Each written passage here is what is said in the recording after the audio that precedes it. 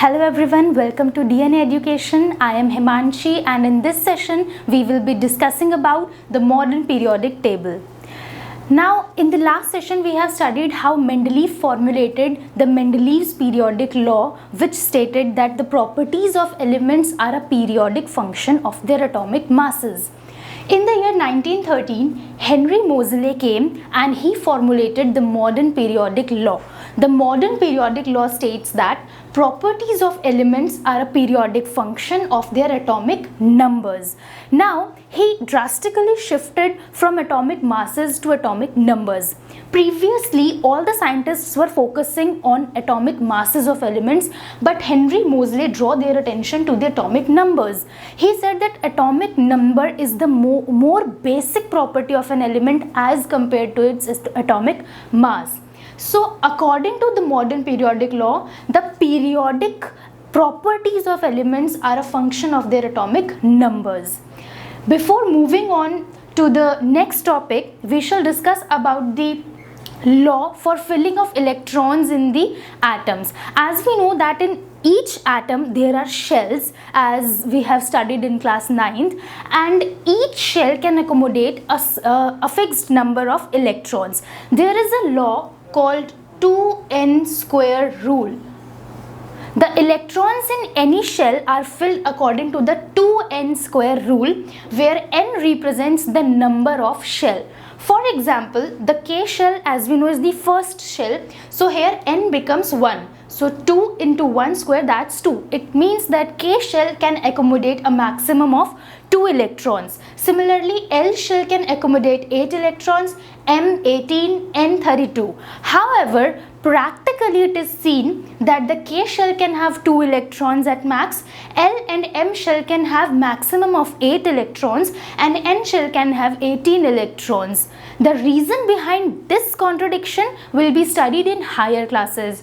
For now, you can understand that the shells are filled according to 2, 8, 8, 18 rule, and the 2n square formula is followed.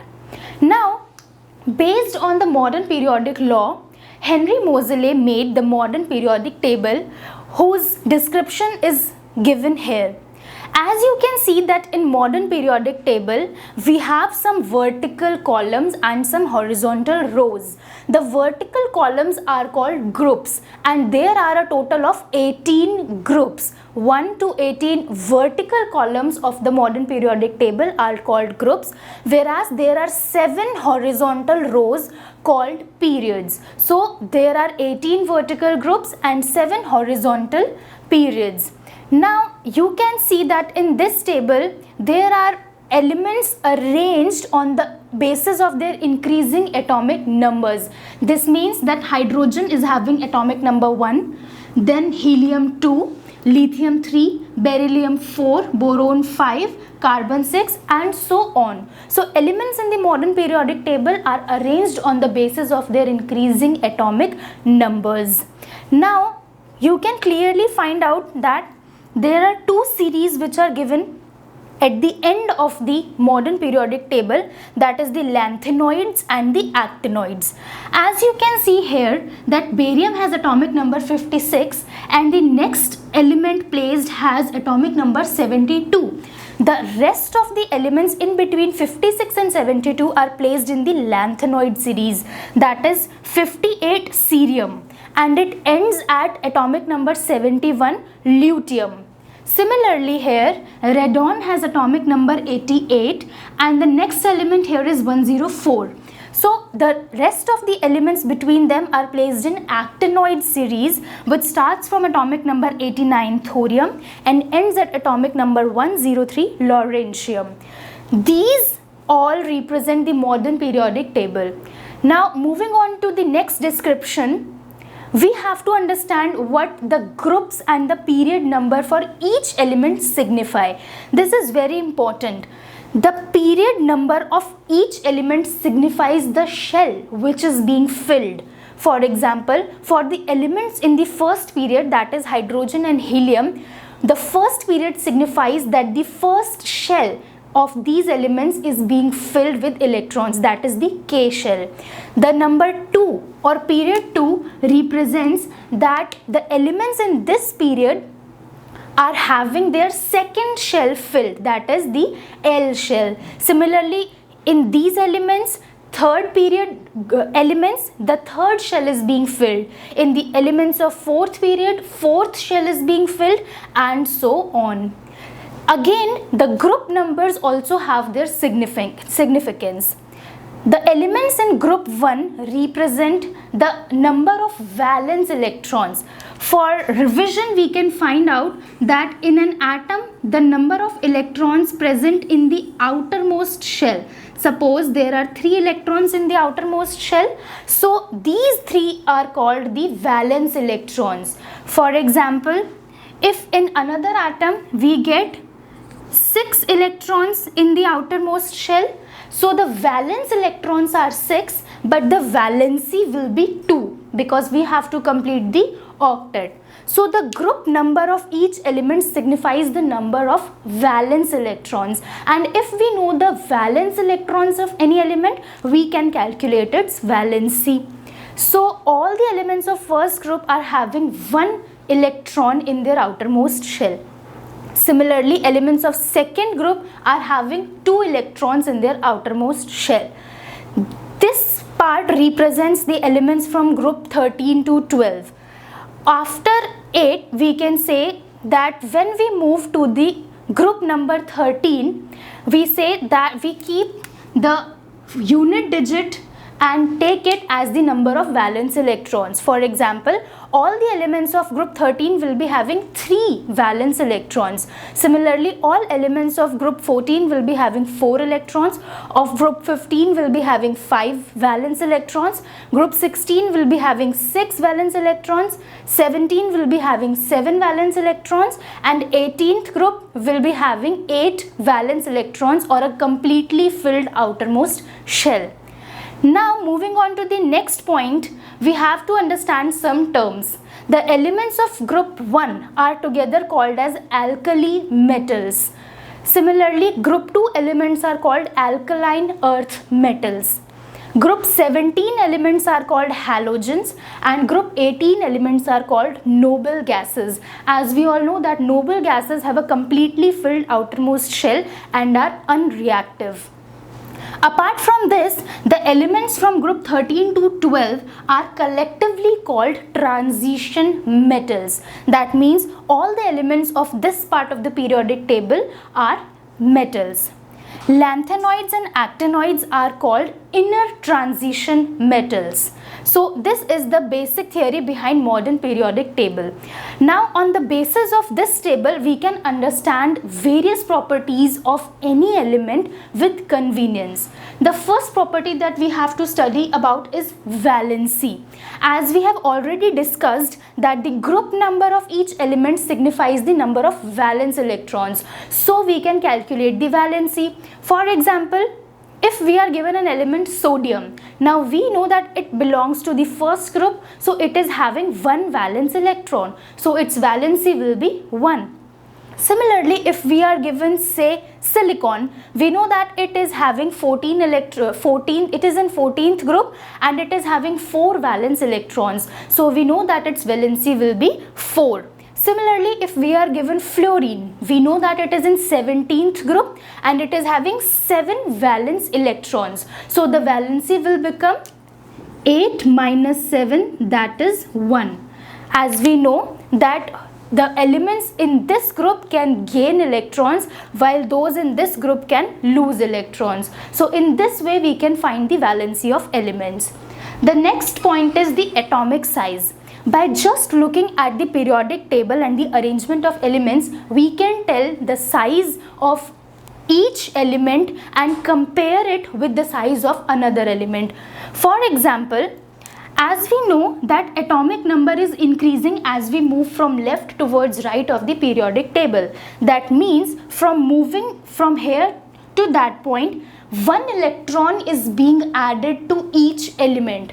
That means 1 proton will also be added to the nucleus while the shell along a period remains same. So it means that in the same shell, the number of protons are being increasing from going from left to right of the periodic table. Because of this increase in nuclear charge and same size, the atomic size of the elements decreases as we go from here to that point of the periodic table. This is because the nucleus has protons, and that will exert electrostatic force of attraction on the nucleus and will bring the electrons closer towards the nucleus, decreasing the size of the atom. So we can say that on going from left to right of the periodic table, the atomic size of elements increases. Now on coming down, it is very clear that as the number of shells is being increased each time, so the size of elements increases as we go down the group. Now moving on to the next property is metals and non-metals. As we know that all the elements can be classified as metals and non-metals, so we have to now discuss how we can compare the metallic or non-metallic properties of two elements on the basis of their position in the periodic table. We know that elements that can lose electrons are called metals, and elements that can gain electrons behave as non-metals. Now as we go down the group, the number of shells is increasing. So because of the increase in the atomic size, the effective force of attraction of the nucleus will decrease. And because of this, it will be very easy for the elements down the group to remove an electron from their outermost shell. It means that the metallic character of elements increases down the group. Moving from left to right of the periodic table, we have already discussed that effective nuclear charge increases and the atomic size tends to shrink, and that's why it becomes more and more difficult to remove an electron from the outermost shell. Because of this, the non-metallic character of elements increases as we go from left to right of the periodic table. That's why in general we say that this part of periodic table usually has metals and that side has non-metals, as also is evident from the table. Sodium, potassium, magnesium, calcium are all metals, whereas fluorine, chlorine, nitrogen, oxygen are all non-metals. So this is how we can compare the metallic and non-metallic character of elements by just looking at the periodic table. Next point is the position of metalloids. As you can see here in the periodic table, there is a zigzag line. This zigzag line separates the metals from the non-metals. It is said that most of the elements on this side of the zigzag line are all metals, and that on that side are non-metals. And the borderline elements that are highlighted with red color are the non-metals. This includes boron, silicon, germanium, antimony, arsenic, tellurium and polonium. So metalloids are, as we know, the elements which behave as both metals and non-metals. So we can see that in periodic table, metals, non-metals and metalloids are all very well organized. Moving on to the next heading is acidic and basic character of oxides. We know that most of the metals and non-metals react with oxygen to form oxides. And also we know that metallic oxides are basic in nature, whereas non-metallic oxides are acidic in nature. For example, an oxide of sodium, which is a metal, is basic, whereas an oxide of carbon, which is a non-metal, is acidic. So we have already discussed about the metallic and non-metallic character. According to this character, we can conclude about the acidic and basic nature of oxides.